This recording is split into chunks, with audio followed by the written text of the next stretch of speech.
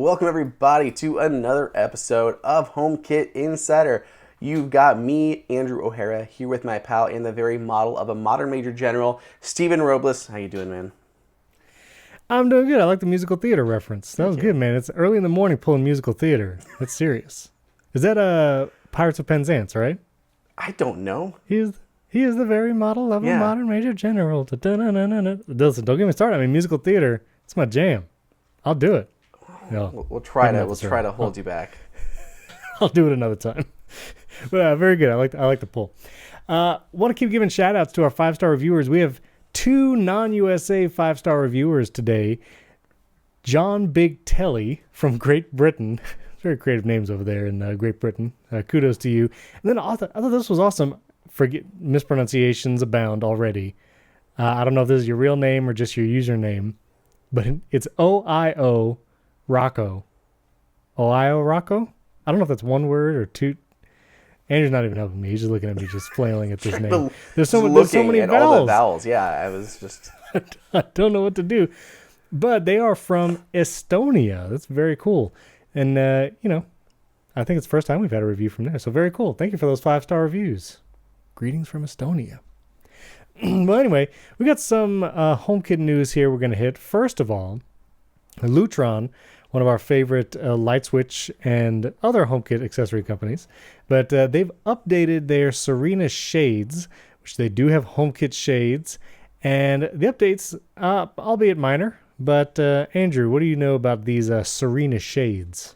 Yeah, so Serena shades, they came out with a few new updates. They have additional fabric options. There are now more than 40 blackout and light filtering fabric options. And there's a new honeycomb design. So if you like the kind of collapsing honeycomb design, that is a thing. They have a new aluminum mount, which I don't know for sure how this differs from the existing aluminum mounts or fascias that they had before. But yeah, this is what I have in my living room. They are rock solid, and nice. They do have a physical remote that you can get, the little Pico remote, to control them on their own, as well as via the Home app and through the Lutron app. Now, we have talked about Hunter Douglas before, smart shades. We have the Lutron Serena, and you have both of those somewhere in your house, right? Yeah. And then there's also the Eve that partnered with Omnia Blinds. So we got the Eve. Do you have one of those too? Yeah, I got 3 of those through Omnia Blinds. Eve makes the motor, so the Eve Motion Blinds is the actual motor that goes in, and then they've partnered with various blind manufacturers to produce the actual blind hardware. So they're all roller blinds, so I got mine through Omnia Blinds, but there are other options out there as well.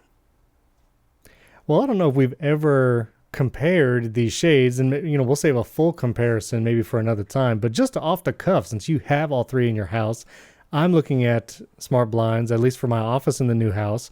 These Lutron Serena shades are $603. That's the starting price, 3 foot by 5 foot. When it comes to price and reliability, what has been your favorite of those 3, or which would you say get one of these shades? It's really a tough call. Yeah. For me right now, I am not as on board yet with the exposed roller blinds look. It's an actual growing design trend. I'm pretty sure when I talked to Lutron at CES, they were like, oh, we had to come out with these exposed roller blind options because these are increasingly popular and we needed to have an option. So they're at all the fashion shows, walking down the runway, got it.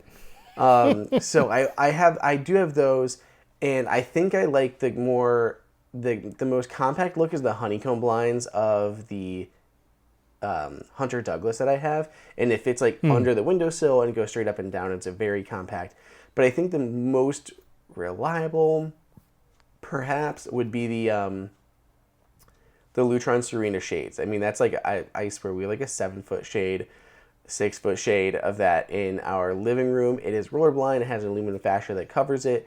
It is battery powered, so you just use regular batteries. You don't have to recharge anything like that. And I like the Pico remote. They do have the remotes for the Hunter Douglas and stuff like that, and you can get I use my the red Wemo Stage Remote to control our Eve motion blinds. But I think right now, I don't know if it's because of placement stuff, but the Eve motion blinds are the ones that occasionally will give me a hiccup in controlling them. I think the Lutron is most reliable, but the Hunter Douglas I think is probably just as reliable, but I use my Lutron one a little bit more. It's kind of funny, but I have this opinion of the Hunter Douglas ones, but it's because I never use them because they're all automated. So like I come down to my studio every day, my shades are already up, and it closes by the end of the day. So I don't even have to deal with the way I use them. I rarely have to go in and use them. When I do use them, they do respond right away. But I just like use the Serena shades by Lutron every single day in the living room. We're always adjusting it, open it up all the time and then drop it down halfway. But it just gets more use just because of placement in the house. But I think you couldn't go wrong with either of those two. Just depends on the styles that you're looking at because they do different stuff. But now that Lutron has the honeycomb, it's a game changer. Hexagons are the bestagons. No, it's too early. There's a video from CGP Grey called "Hexagons are the bestagons." Maybe I'll put that link. It's very interesting. It's a very mathematical thing. CGP. Do you watch his videos? Have you ever seen CGP Grey? No? Oh man, it's so good. He does educational videos. He did like, what's the difference between Great Britain, the United Kingdom, and England? That was one of his most popular videos, just kind of like explaining the difference. Very good. He's like fast talking and stuff. Anyway, off topic. But anyway, I'll find a link. I'll send it to you. All right. So those are the shades. This one is not in the U.S. yet, but a new company. Last week we talked about lesser known HomeKit brands.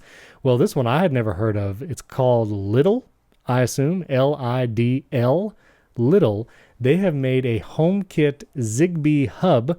And we've talked about Zigbee hubs before. I can't remember. We actually had the CEO of that one company who made the Zigbee HomeKit hub. Do you remember his name? Or the company? Was it Thinka? I totally forgot. Thinka, yes, thank you. Thinka also made a Zigbee hub, but this is a less expensive Zigbee hub. It's 59 euros right now. It's not available in the US just yet, but I'll put the link to the German website where you can find this, hoping it will come to the US. If you're in Germany or maybe in Europe, maybe you can pick this up. Let us know how it works, but brings Zigbee devices into HomeKit, and it's pretty inexpensive when compared to, I remember the Thinka hub was a few $100s. So, and new company, or at least a new brand that we've mentioned on the show, Lidl. There you go. Now, this next one is not a HomeKit device yet, but they have in their app, it says HomeKit coming soon, which again, as we always say, be wary of buying a hardware product with a software promise for tomorrow. So take it with a grain of salt. But this brand is called Moonside. I think it's a very cool name. Very cool. Moonside. A brand, again, I have not heard of before. But they have these multicolor lamps, kind of these portable lamps. They also have what they call a lighthouse, which is like a standing pole looking type thing. And it's all like multicolor, almost like lava lamp style. If you ever had a lava lamp in college, as you do. I think it's the thing people do. But these devices are really cool. They work right now with things like Amazon's Assistant and Google's Assistant. Again, they have said HomeKit is coming soon, so we'll see. But I think these just look really cool. And they're pretty inexpensive. The lamp, like tabletop lamp, is $70. And the lighthouse, which is like that thinner pole, is $67, $68. So yeah, I'll put the link in the show notes. You can take a look at what these look like. But I like these multicolor lamp things. They look pretty cool. Yeah. All right. Next is the Sonos company has released another version of their Roam. The Sonos Roam is their portable battery-powered speaker where you can move it around and stuff. And the original Roam had like voice assistants and all that. Well, they've come out now with a less expensive model, although not that much less expensive. We'll get to that in a second. But it's the Sonos Roam SL. And this speaker does not have a mic. There's no voice assistant built into this speaker, which is why it's a little cheaper. But you still get the Sonos sound. You can do a stereo pair of the Sonos Roam SL. It is still water resistant, IP67. It's available March 15th, and it comes in at $159 when compared to the regular Roam, which is $179. So we're only talking about a $20 difference, but nice if you want to get it without a mic. Maybe you just don't want the Amazon Assistant there at all, and you can get this one. Oh, that's pretty cool. What do you think? I think this is the one. I mean, unless you specifically wanted the Amazon Assistant, this is the one I think most people should get of the Roam. I really like the Roam. It is one of my top portable speakers, probably my third. This is my third favorite portable speaker. The first being the Marshall one. I love the Marshall one. And then following that is the Sonos Move because it's bigger with more bass. And that's what I will carry around our house and to the pool or anything like that. And it just so easily switches from Wi-Fi to Bluetooth. It's wonderful. And the Roam is great too, but it's even smaller. This is water bottle size that you can stick in the side of your backpack and drive around with it. That's really cool, just smaller. There's less times I need that smaller one. So that's why I would put it third on my list, but it does support AirPlay 2, which is awesome. And why we're talking about it here. Yeah. So the Sonos Move, I know we've talked about it before. It's $399, so $400 for the Sonos Move. How big is this thing? We're talking like big HomePod size? Taller though. Taller, okay. Yeah, like a little taller gallon of milk. Yeah, a milk and a half. If we're going with the milk system of measurement. I don't know how I feel about that, but okay. Milk system of measurement. Now I'm looking at the back. It does seem to have USB-C and these little charging, wireless charging connectors, with the dock, so you could charge it either way. Is that the case? Yeah. So the way they position the Move, so the Roam is specifically a portable speaker. You're not gonna really have that much set up in your house. It's gonna really live in a bag or something to go with you. The Move, they designed it to act as your home speaker, all the time, but you can just pick it up and take it with you whenever you want. It has that awesome handle on the back that you can just grab it and go, whether you're going out onto your porch to have dinner or something, or to grill, or you want to go into your yard and have a picnic or a cookout or something, or just take it with you to somewhere else where you want to listen to music. But it's bigger than what the Roam would be. So they have this little dock. It's just a round ring, and it sits there on your counter, and you set the Move onto it, and it self-centers itself. It's angled in, so when you set it down, it'll perfectly center itself into this little ring. And then there's little metal contact points on the back. Kind of sits into place and will charge that way. So it's meant to kind of live on your counter, act as one of your other Sonos speakers as part of your AirPlay 2 setup, and then whenever you want, you can pick it up and leave. So it's kind of pulling double duty as both. So it's a lot for just a portable speaker, but if you're replacing a Sonos One in your house with it, that it's a Sonos One you can just carry with you, except I think it's better because it's bigger. But yeah. That's cool. Yeah, okay. I'm seeing everybody in these pictures just holding that handle, and they even sell a okay. Sonos sells a hook where you can just hook it on, and I guess if you're traveling and I don't know, or you want to put a hook outside, maybe you take it from your inside little charging base, you go out to the pool, you got a hook on the wall, and you just hook the Move on there. That's pretty sweet. That's pretty nice. I might look at that because these are made for outdoor, and so I'm sorry, I'm just thinking of my future pool in the house, maybe putting one of these outside over there. Does it sound pretty loud? Does it get good volume? Yeah, I think it's great. And yeah, it's not, I wouldn't say it's leave it permanently outdoors. But that said, the way they described it, it is very durable, and the way they described it was you could have it outside, go to bed and forget it on your porch, and it could rain, and you'd come out the next morning and it would be fine. Okay. But don't leave it out there in a hurricane kind of thing if you're in Florida. Yeah, I mean, you're in Florida, so. Yeah. The humidity would probably kill it over time. Yeah, I'm sure, I don't know what levels of stuff it's designed for, but they did go through the UV resistant material it's made of and things like that. So it is meant to be outside and take a little bit of a beating, but I also just feel like I wouldn't want to leave it like as a permanent fixture outside. Yeah, it's IP56 resistant, which is different than like the 67 of the Roam that we just talked about. So it is a lower level of water resistance. And let's be honest, the humidity in Florida kills everything, including your soul. Let's be real. So just want to throw that in there. By the way, IP56 is the 5 is the protect against dust, limited ingress, no harmful deposits, and the 6 is protected against strong jets of water on ship decks, limited ingress permitted. So it should protect against strong jets of water versus low pressure jets or splashes. So that is more higher the number, the better. So it's not as dust resistant as the Roam or quite as water resistant.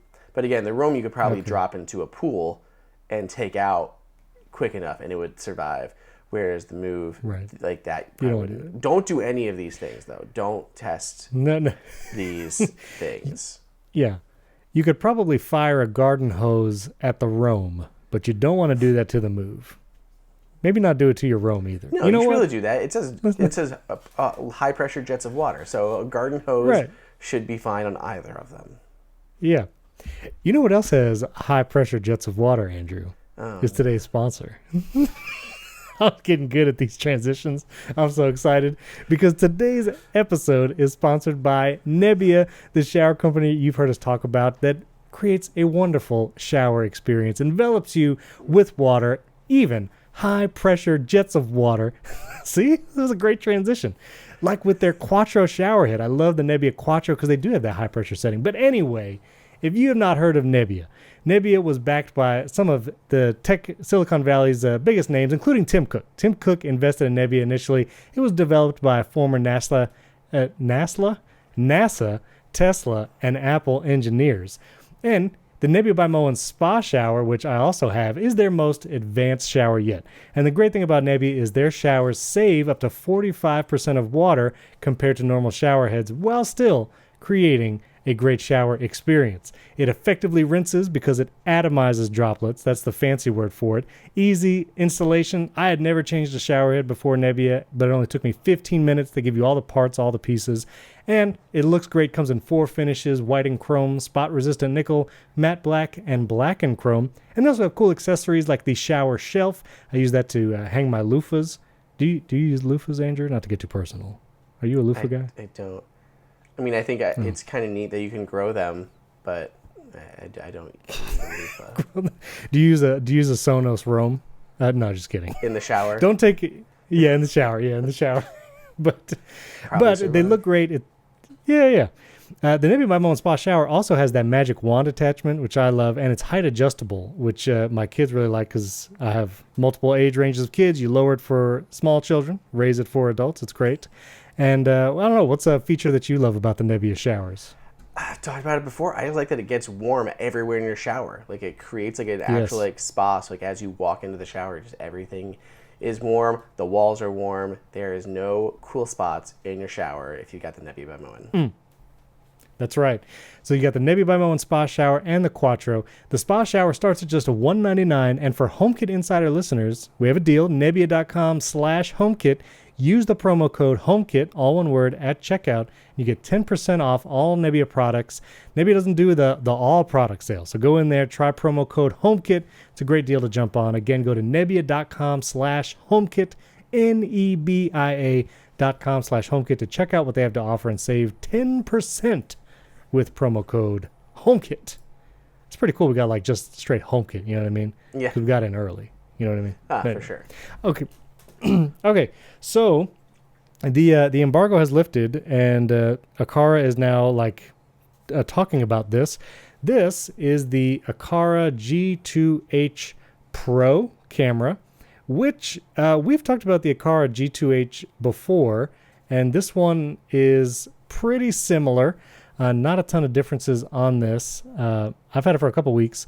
The biggest updates on the G2H Pro, as opposed to the regular G2H, is it has HomeKit-enabled two-way audio and supports all 4 modes of the HomeKit security system, which I'm not sure what all 4 modes are. I mean, home, away, stay. Do you know what the 4th one is? It's like a night mode. I believe it's like a night mode where it'll do everything with the no motion.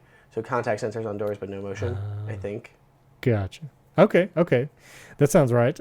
It also supports larger SD cards up to 512 gigabytes. So if you want to store locally on the camera, that's cool.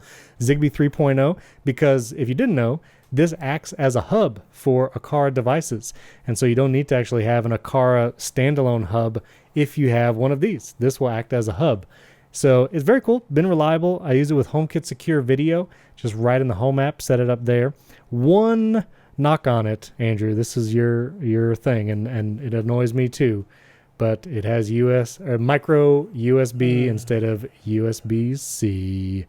Womp womp.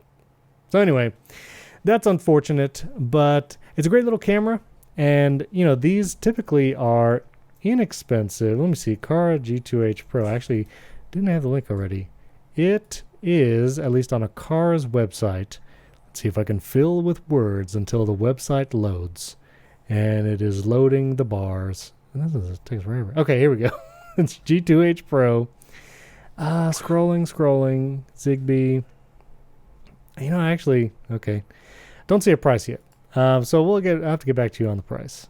I'll put a link in the show notes to where you can buy now. Oh, no. There it is. Well, it sent me to Amazon, but it says currently unavailable. This has been an effort in futility.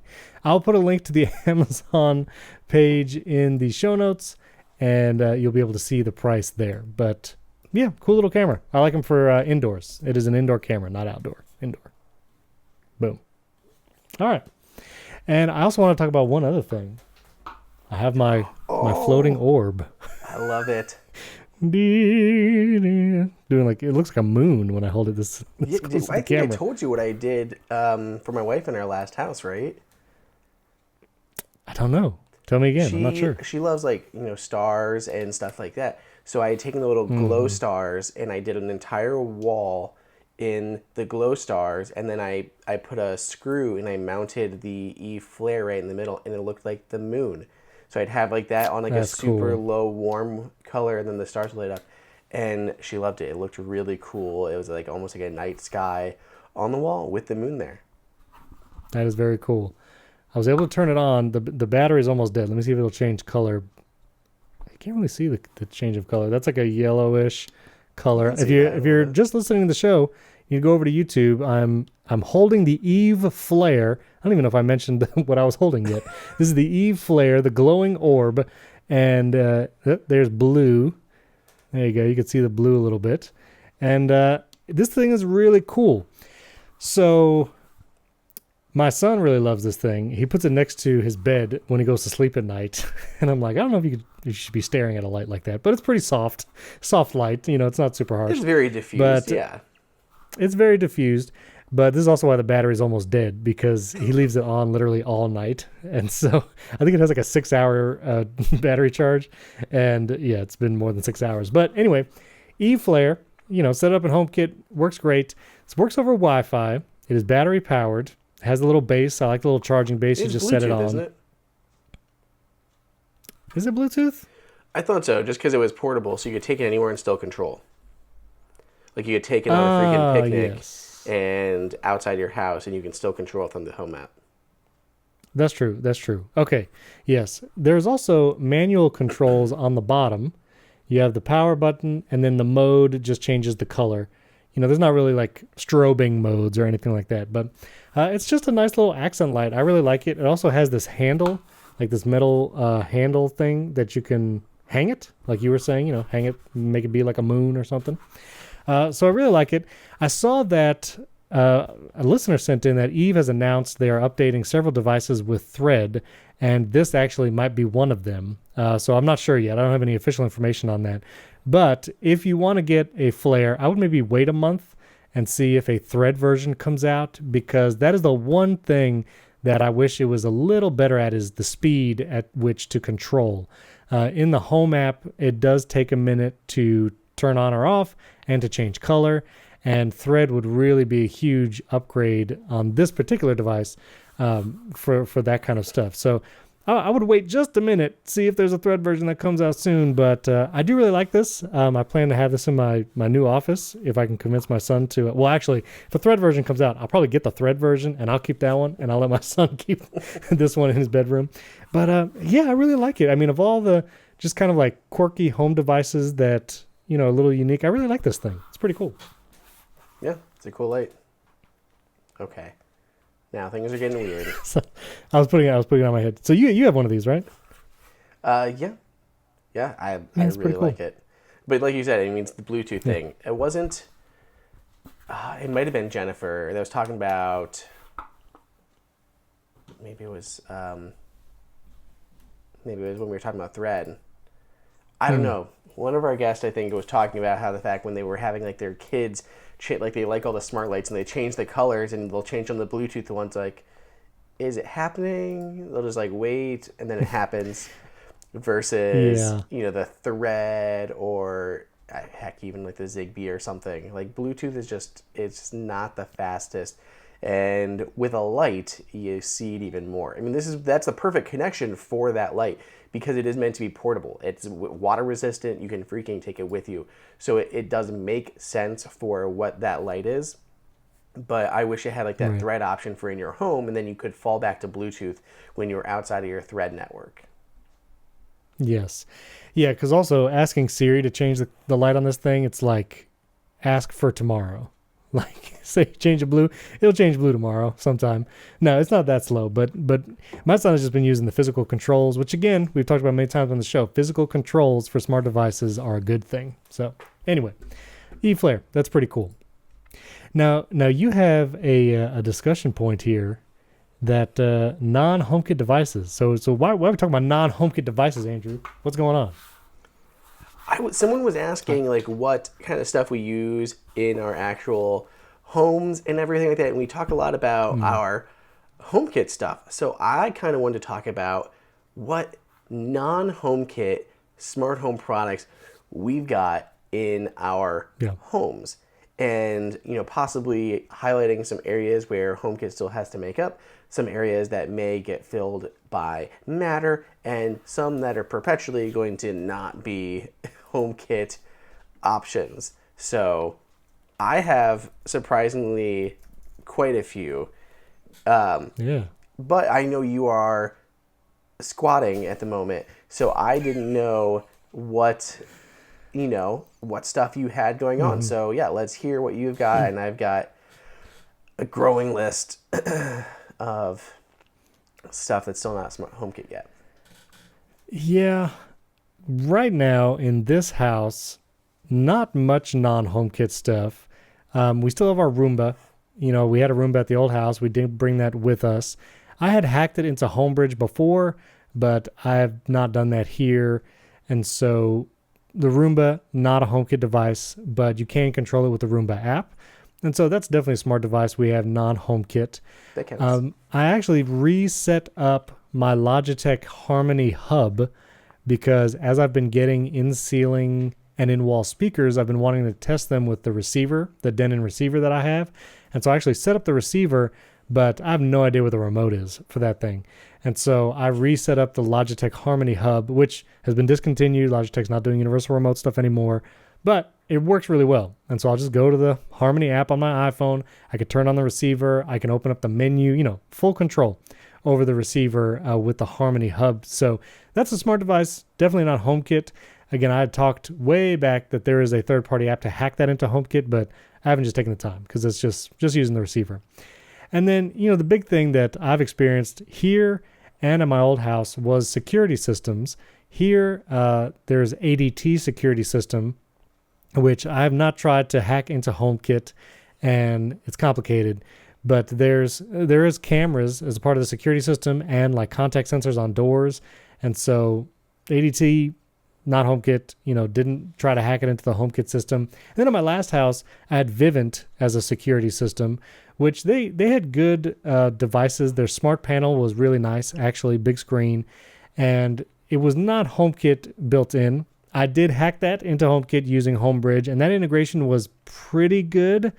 But again, like security systems, that's the other thing I've had experience with that is not HomeKit by default. So those kind of the big ones, the Roomba, security systems, and universal remote style things. And other than that, everything's kind of dumb. Oh no, I do have, I'll say, people might like this. The lights that I'm using right now, which, watch, I will turn the lights off. If you're watching on YouTube, that's me in the dark. And now I'll turn the lights on. And there are the lights on again. I'm using the Elgato Key Light Airs, which are, they connect to the Wi-Fi network, and then you can control it using a Stream Deck or the Stream Deck app, the Stream Deck Control app on your Mac or your iPhone. And so those are smart devices that are pretty cool. Not HomeKit. They're just smart lights specifically for filming, doing like video podcasts and streaming. Elgato makes all the equipment for streamers. So those are pretty cool. I like those as smart devices, but non-HomeKit. So, Andrew, you got a whole list here. Why don't you tell me what you got going on?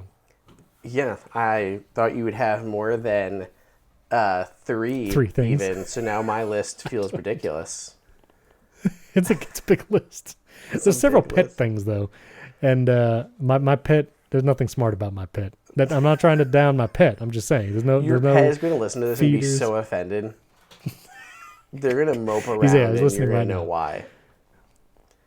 I will say we had a fence at our last house, no fence here, and we've been letting the dog out, not on a leash, just letting him roam around and come back, but he's getting more and more bold. He's going closer and closer to the road. And now we have this new family moved in next door who also has a dog, and they're leaving their fence open. They have a fence, but they're leaving it open. And so I've seen their dog around, and now I'm like, we're going to have a clash of the titans. Their dog's about the same size as ours, which is small, like 12-pound, 14-pound dog. And so I don't know what's going to happen. I need a camera out there to see it all. But anyway, nothing to do with smart devices, but just stress. So anyway. That's my pet saga. Go ahead. Okay.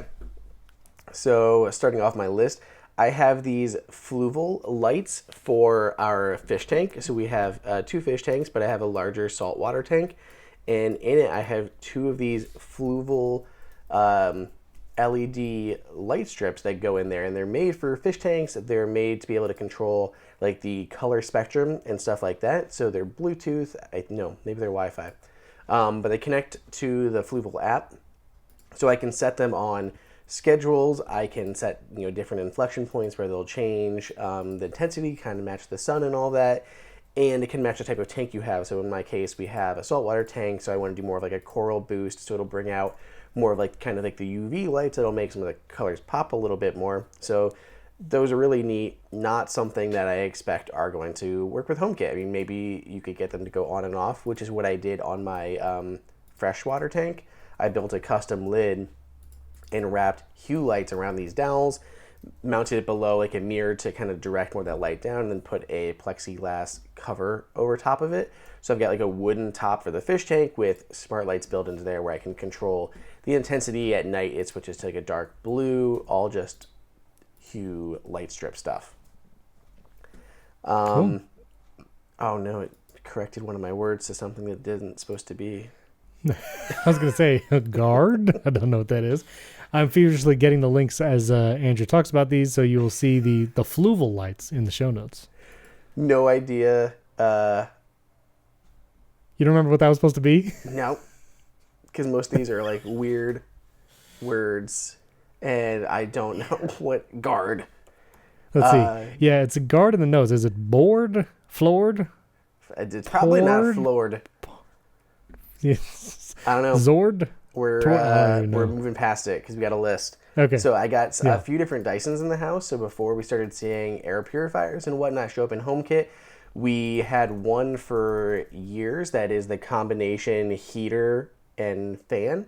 So especially right now, my wife is using that a lot because it is still winter in Ohio. You're not familiar with winter, Stephen. It gets like below freezing. I grew up in New York. Outside. I know. Thing. Anyway, so that one, not HomeKit. That one doesn't even connect to the Wi-Fi or anything like that, but I do have a second one that is their air purifier, Well, we have two of these, a short one and a tall one. Tall one is here in my studio because it gets hot down here in the summer, but also like the air purification. Both of those are smart and they do connect to the Dyson app. And there is a Homebridge integration, which I have used, but since I've taken down my Raspberry Pi, have not used that all that often. We do have a smart fridge. We have one of the Samsung smart fridges, and I will say it's really cool. There's a lot of neat stuff you can do with it, but also I don't trust it because like they keep updating their stuff. They've integrated it more into like the Smart Things app, and it breaks things and has a terrible integration with Apple Photos. And my wife would go to send photos to the fridge to put on there. Every single month, she puts a new design on the front of the fridge, and they're cute, and there's photos of like what we've done in the past month. It's really neat. And like she'd have to screenshot her photos or send them to me first to have them somehow compressed, because if she would upload them directly from the Photos app, it would do so without any of her edits. Like it would revert to the original, because in the Photos app, it does save your history of your photos, so you can revert to original. But somehow when you're uploading it, it would ignore any edits she made. Doesn't make any sense. Okay. So yeah, very so annoying. You have the screen with that. on the front of the fridge? Mm-hmm. Oh, that's cool. Yeah, the other thing is useful? for different things, they've taken away some of the features. Like they've stripped out some of the apps that you would have bundled on it. And like that drives me crazy. Like they have like license terms with some of these people, like freaking like Grubhub or something. You like look in your fridge, ain't got food, close it, order, and your food shows up. But they've had like their licenses expire for some of these apps, so like they'll do a software update and they'll remove it. I'm like, I hate when you remove functionality. People are buying it with an expectation of something, and if you don't have these partnerships nailed down for a longer period of time, I hate it. I hate it a lot. Weird. It drives me crazy. So yeah, there were a couple things recently that had been removed from that in the software update. So it makes me just not trust a little bit. I've had issues with the Smart Things app, which is Samsung's smart home ecosystem, like our washer and dryer. Also smart, they tie into Smart Things. And there are things that you can do in the app that's kind of cool. Like you can tell like explicitly like what you're washing, and it'll create like an exact washer like recipe. Like this intensity, this much heat, this much this, and put it in. So you can do like these custom things. How much does a difference it make? I don't know. They all look clean when they come out, but I'm sure there's a difference. So we don't do it that often, but there are times that we'll use it. And then like randomly like update the Smart Things app, and like those are gone. Like they're no longer in there. I'm like, why? Where did my washer and dryer go? And I can't. And now I have to like repair them, and I haven't bothered. So it drives me crazy. But I also like the alerts. Don't always see it. So, but you do get the alerts on your phone. Washer's done. Dryer's done. The chimes, they go for 5 minutes, I swear. Just... Can you turn that off from the app? You can. The chime? And then you can get the alerts through the app instead, which is what I much prefer. That's nice. Yeah, then you don't forget about it. And I will say that since it has stopped working, I have forgotten my laundry many times. Yes. Yeah. It'll also even show on your smart TVs. So we have several smart TVs, and if you have a Samsung TV that you do have to sign into Smart Things, you'll get an alert on your TV. So that's something that I wish would work with Apple TV. So there's no Apple TV, but we have something like those, and then you get an alert showing through your Apple TV interface, like somebody's at your door, anything like that. That would be very cool. I would like that. Yes. I love seeing HomeKit notifications on the Apple TV. Like when the garage door opens, that comes up on the TV. It says garage door opening. Like, that's cool. Mm-hmm. It's awesome to know. Oh, somebody's home, Yep. So, front door locked, unlocked, all that kind of stuff. Yep. Absolutely. We do have a smart vacuum in the house. I've tried a lot of these over the years. Sometimes they work well, and then I get over them. The one we're using now works really well. We'll come back and talk about it in a later episode, but it's been phenomenal. It's been really, really great. We do have randomly a pet cam. It's the one that dispenses treats. Okay, so it's a camera and treat dispenser? Yes, Is just it a Google that Wopet? for me. Huh?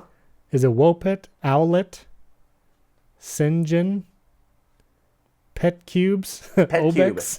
Petcube. It's a Pet Cube. Yes. So you can say hi Okay. to your pet and dispense treats to them. So we do have one of those. We have a couple pet feeders, which is something that I actually think should be in HomeKit. More Yeah. people have had these, and the one that I used, we talked on the show. I had PetNet for a while. We had multiple PetNet feeders. They were great, but then their infrastructure went down. They couldn't afford their stuff. They tried to pivot to a subscription model, which, even though I think they gave a lot of warning and options on, it still just wasn't long for this world. So PetNet went away. So we had to ditch those because eventually the one I think stopped working. So we had to find other pet feeders, and they're garbage. So I really would like to see a nice automatic pet feeder that would work with HomeKit. There are nice ones out there, but I don't. We got basic ones that dispense on schedules and stuff like that, which is important for our cats when we get out of here for a day or a weekend, something like that. But I want the feedback. Like I want to say, hey, Oliver was just fed a quarter cup or whatever it is. And I'd love to see that notification come through, and it would give me that reassurance while I'm not home that my pet has been fed. So I shouldn't link to any of these I see on Amazon, right? You're saying they're all garbage? There's like Flurf. No, okay. Oh, I know what Flurf. Guard was. Guard is the chicken guard, and it is the coop door that has light sensors and is super weather resistant and automatically opens and closes the chicken coop based on the time of day or the sunlight level, stuff like that. It makes a huge difference when we aren't here that it locks them up, because like we'll have my mother-in-law over for food, and like she's like, I gotta go lock up the chickens. Like it's got to be a thing for her to go make sure they're inside, and I can just look out in my backyard and be like, yep, they're all in the coop. The door is locked. I mean, it's not close. It's like decently far away. So it's really handy to have a piece of smart tech that can handle those doors. Do you know what brand you have? Chicken Guard, I'm pretty sure, is the brand. Oh, it's just Chicken Guard. Okay. Yes. I didn't realize there was a whole world of smart chicken coop doors that I'm looking at on Amazon right now. This is hilarious. It's a thing. Wow. I had no idea. Okay, learn something new every day. That'll Keep be in the going show through, notes. because again, my list is long. Yeah. I have the Casper glow lights, which are pretty cool. They go on your nightstands, and these are really neat. So they're very natural to use, and you can use them with an app. You can do stuff like that, set timers and change settings, do firmware updates.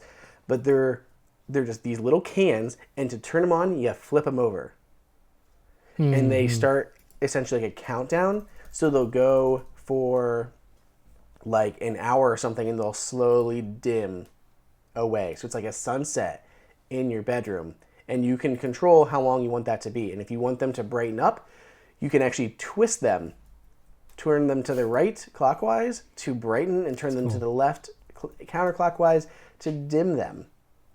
They're also battery powered, so they can just sit on these little wireless charging pads, and you can pick it up with you.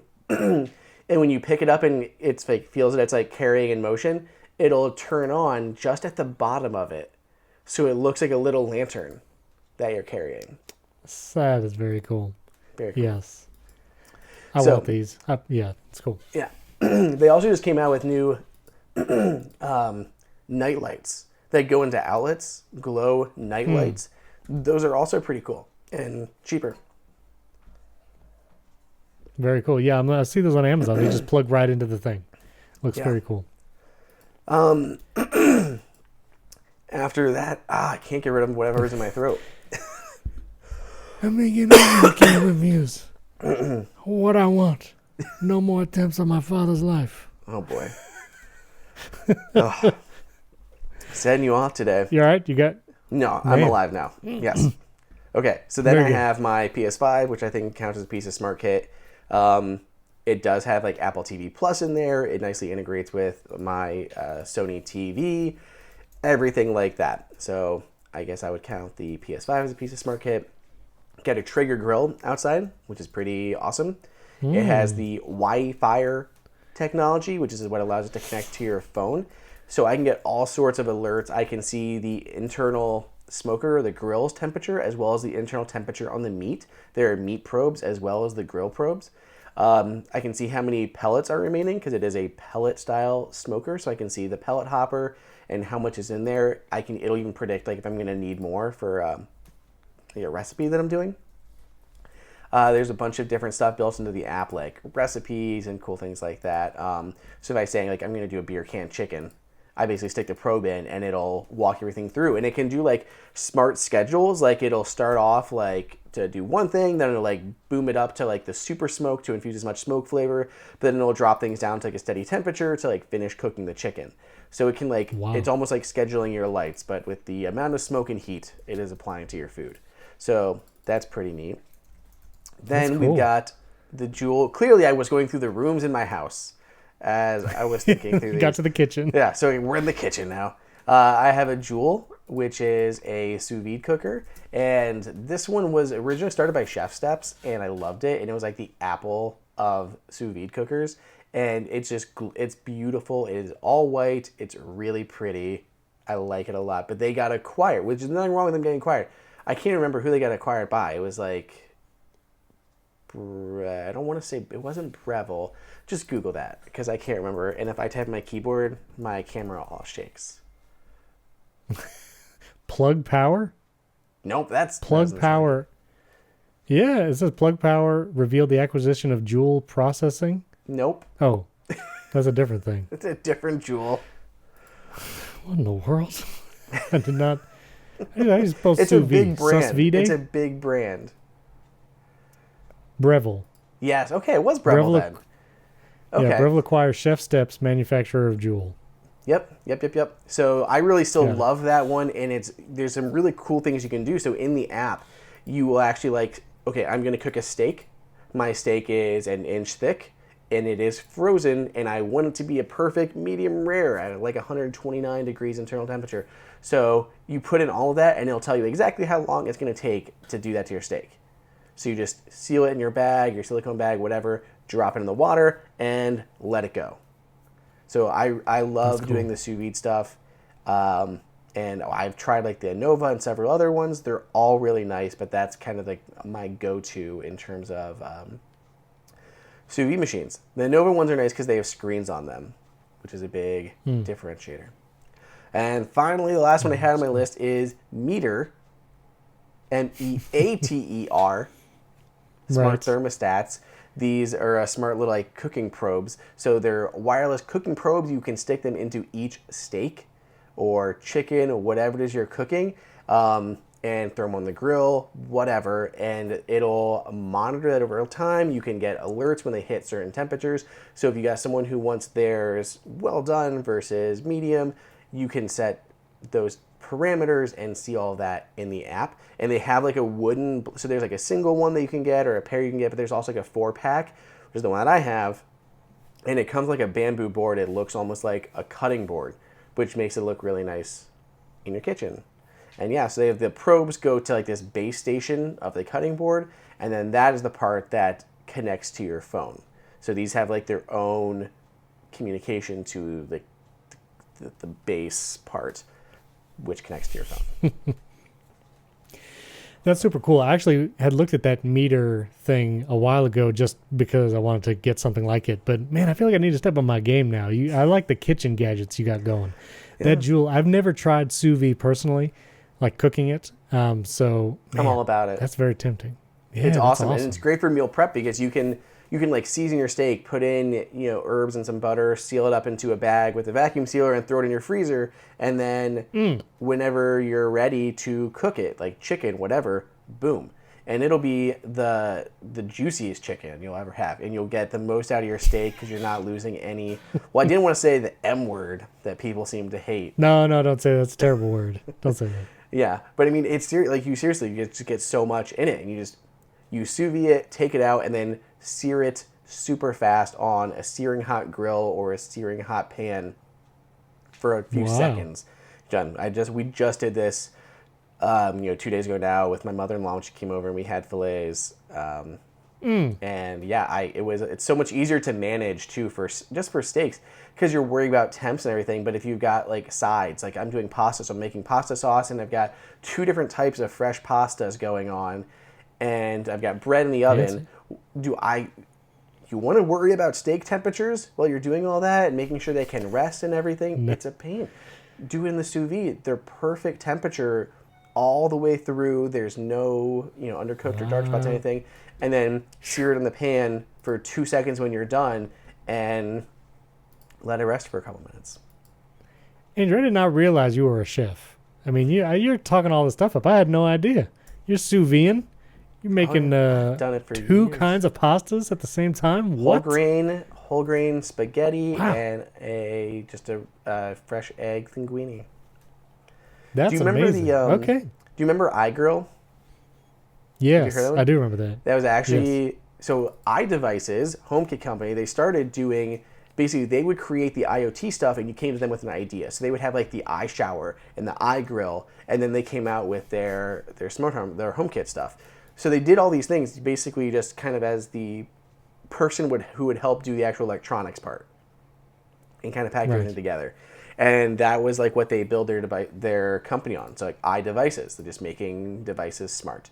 And they had the iGrill and they had iShower, and I think they had a couple others in there. But iGrill was awesome. I had the OG ones. It was large. It kind of looked like an iPod a little bit. And then they came out with a newer version, and eventually they sold that off to Weber. And now they have like the iGrill, the larger iGrill, and then iGrill Mini that they'll integrate into Weber grills. Like they actually now build them into Weber grills, and you can get them as an add-on. They're like a little hole, and they'll just pop right in. But Bluetooth probes, they're very cool. I really, really liked those, and I just switched to the meter ones because they were a wireless one. And my Traeger already has the wired probes on that. So I didn't use the iGrill as much, but I still do have an iGrill Mini. They're super cute. They're very affordable. They're magnetic, so they can snap onto like the hood above your stove and go into anything you're cooking. And then you can get set your temperature that you want on it, and you'll get an alert. It'll also change colors, so it'll change to green on the actual body when your food is done. Oh my goodness. This stuff's pretty cool. All right, I'm going to be getting the grill at the new house. I'm going to be getting all this stuff. I'm going to get the Joule, my sous vide some stuff. I'm going to get the meter things. That's very cool. I love all this stuff. Well, all the links to everything Andrew talked about, except for a PS5, because you can't, try to get a PS5. I dare you. But links to everything else will be in the show notes. We got a full list there. If you're listening to Apple Podcasts, by the way, and you don't see some links, it's because they have a maximum character count, and you should go either to youtube.com/HomeKit-Insider or Pocket Cast or Overcast or appleinsider.com and look at the full post if you're missing some links. But Andrew, you want to save these 2 mysterious bullet points on the end? I just saw these. Yeah, we can just save those because we have already gone for so long today, and we do need content for next episode. So very good. Every week, I think, will we have a full show today? And every week, we hit it. Exactly. Like we go into, it's not going to be that long, and somehow here we are. We've been recording for an hour, and basically, yes. Well, listeners, check out all the show notes. Keep those 5-star ratings and reviews coming. We'd love to give you a shout out here on the show. YouTube.com/HomeKit-Insider. You got to subscribe there. We're showing devices. I was holding my Eve Flare. I was trying to look like Mysterio earlier. When you put the Eve Flare right in front of your, look at that. Look, I look like Mysterio. What's the one that's like under the sea that has that helmet? Isn't there one that's got like a?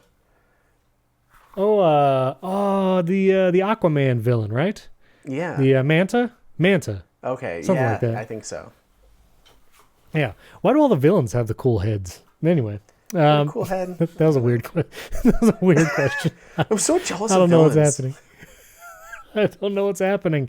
Anyway, thanks for tuning in. Thanks for listening. Thanks for all the reviews. We'll catch you next time.